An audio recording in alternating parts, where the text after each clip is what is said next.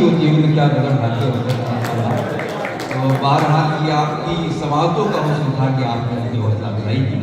मैं आपको बता दूं कि जिन शोरा का कलाम आपको सुना है उसमें जनाब अफजल मंगोली साहब, जनाब अमजद आतिश साहब, मोहतरम नवीन नीर साहब जो चंडीगढ़ से तशरीफ लाए हैं, मोहतरम अली माजिद साहब, चांद फटाफट साहब और कुछ शोरा भी जो कहीं सफ़र में हैं जिनमें चांद देवबंदी साहब हैं और मोहतरम तनवीर फुल्लावाली साहब यहाँ पहुँचेंगे।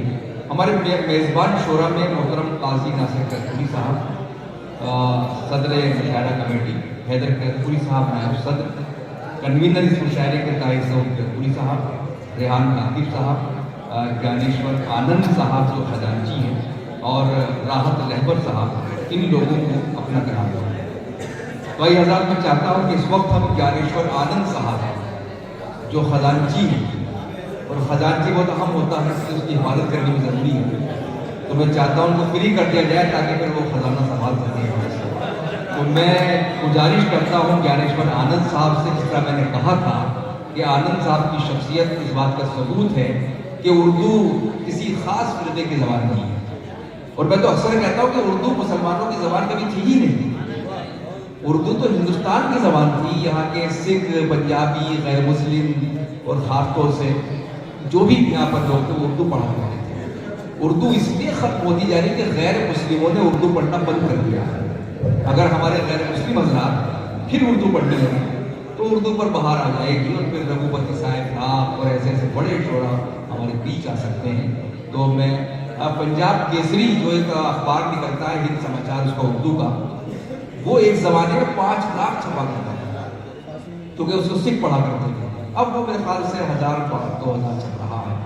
तो आप लोगों की जिम्मेदारी है, तो हम बड़ा इकराम करते हैं ऐसे लोगों का। मैं डॉक्टर मोहतरम ज्ञानेश्वर आनंद से गुजारिश करता हूँ आप खैर मकदम करें पुरजोर।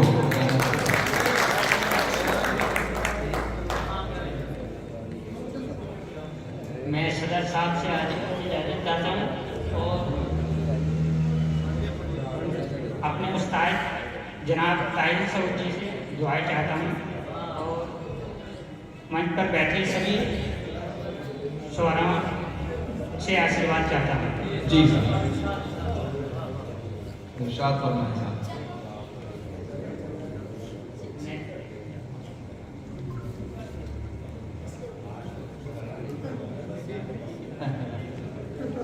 जैसा आप तकलीफ करें वैसे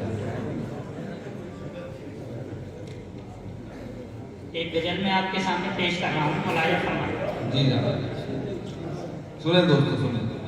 इबादत इबादत इबादत नहीं है वो जिसमें हकीकी इताअत नहीं।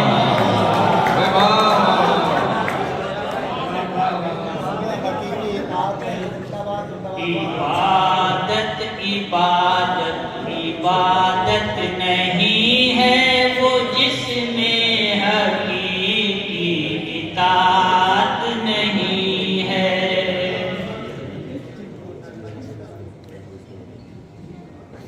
बिछड़ तो गया अपने कच्चे मकान से मगर अब जरा सी भी राहत नहीं है। क्या कहते हैं, वाह वाह वाह वाह वाह वाह। बिछड़ तो गया अपने कच्चे मकान से मगर अब जरा सी भी राहत नहीं है। बहुत खूब। मैं शायर हूँ ये ईश्वर का करम है, कोई इसने मेरी करामत नहीं है। बहुत अच्छा है, वाह वाह वाह वाह वाह। क्या कहते हैं। मैं शायर हूँ ये ईश्वर का करम है, कोई इसमें मेरी करामत नहीं है। बहुत उम्दा। वहाँ जाके बसने से क्या फायदा है जहाँ पर दिलों में मोहब्बत नहीं। वाह वाह वाह वाह। जाके बसने से क्या फायदा है जहाँ पर दिलों में मोहब्बत नहीं है। वाह किसी आदमी की खुशी छीन लेना ज़माने ये कोई शराफत नहीं। वाह वाह वाह वाह वाह, क्या कहने, वाह वाह। किसी आदमी की खुशी छीन लेना ज़माने ये कोई शराफत नहीं है। वाह जो तूने कहा मुझको ऐ मेरे प्यारे मुझे उससे कोई शिकायत नहीं है। वाह वाह वाह, क्या कहने। तूने कहा मुझको ऐ मेरे प्यारे मुझे उससे कोई शिकायत नहीं है। वाह वाह बुराई का बदला बुराई से देना बुजुर्गों की मेरे रिवायत नहीं है। भाई वाह वाह वाह वाह, बुराई का मतलब बुराई से लेना। बुराई का बदला बुराई से देना बुजुर्गों की मेरे रिवायत नहीं है। वाह वाह वाह, मेरे हाथ से कत्ल जालिम हुआ है मुझे यूं जरा भी नदामत नहीं है।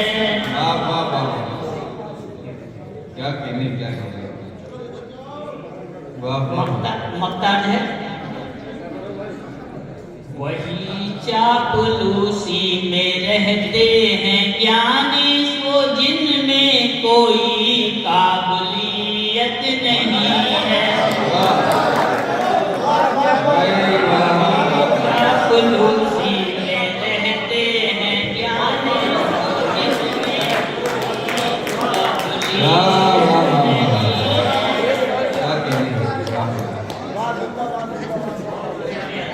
वाह वाह, बहुत शुक्रिया जनाब जालिम नारायण साहब, आपने उनकी पूरी मोहब्बतों से सुना। और